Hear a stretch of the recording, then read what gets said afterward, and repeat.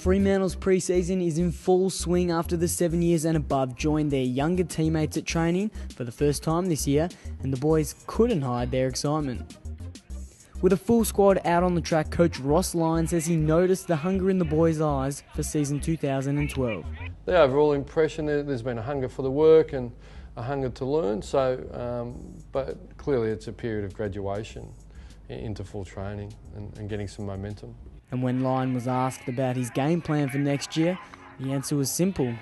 We've got some simple priorities: fit, available, and everyone on the one game plan. So, you know, it's forewarned, forearmed, isn't it? So from here, I mean, we've got a really solid start to the year. You know, Premiers round 1 and 4 finalists out of the first 5. So we've certainly got 4 months. That's going to go really quickly from here. We really need to get into action and do the work and, you know, get fit, get strong, and get everyone on the same page of the way we play. So it's a combination of all those things, and nothing sits in isolation. And with talk of Zac Dawson coming to Fremantle, Ross Lyon has made it clear on where they stand with the ex-Saint.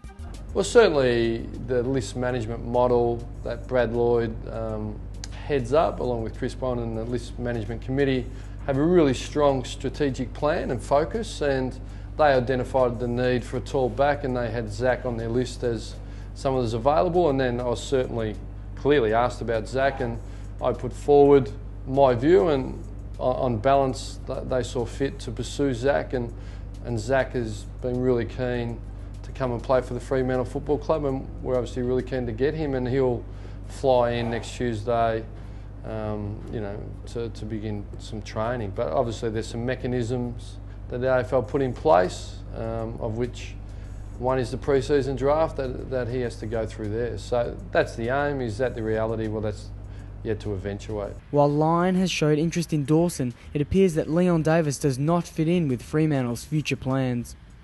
Look, he's a highly decorated player, All-Australian last year, really respectful of Leon's talent, and in a real sense he'd be an addition to any club in the AFL.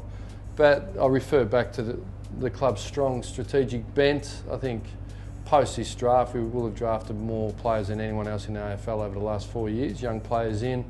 So we're not going to compromise that. I think the reality is we're still building bodies, still building the list. We certainly aim for the top 8, top 50% of the competition, but to bring Leon in would really compromise, in my view and the list manager's view, that games being put into the likes of Jesse Crichton and Viv Michi and Nick Subin. At Thursday's draft, Fremantle have 3 picks in the top 30, and Ross Lyon has a few players in mind. Yeah, Gary Ablett Jr. would be nice. Hey? He's handy. Buddy Franklin, any of them out there?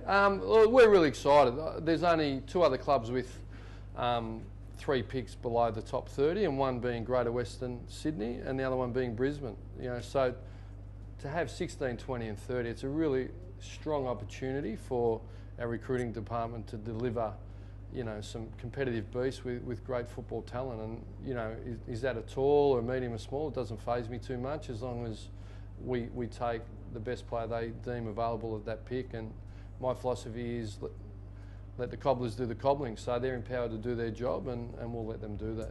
Anthony Morabita is training well after coming back from a knee reconstruction last year.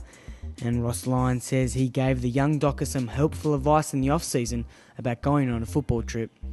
Anthony Morabita clearly had some hiccups off his reconstruction. I think he was on his 3rd. And he actually really spoke about, I probably need to change my program and what I do. And I just said, well, I think whatever you do, just measure yourself against the best preparers in the competition. And I said, who do you think that is? And he thought Chris Judd was one of those, and then just posed the question, would Chris go? And Anthony said, no, he probably wouldn't. And I said, look, I'll leave it with you, you know. So I only picked the team, you know. So he decided not to go. Lyon has outlined the simple goals for next year, but says he can't predict the future.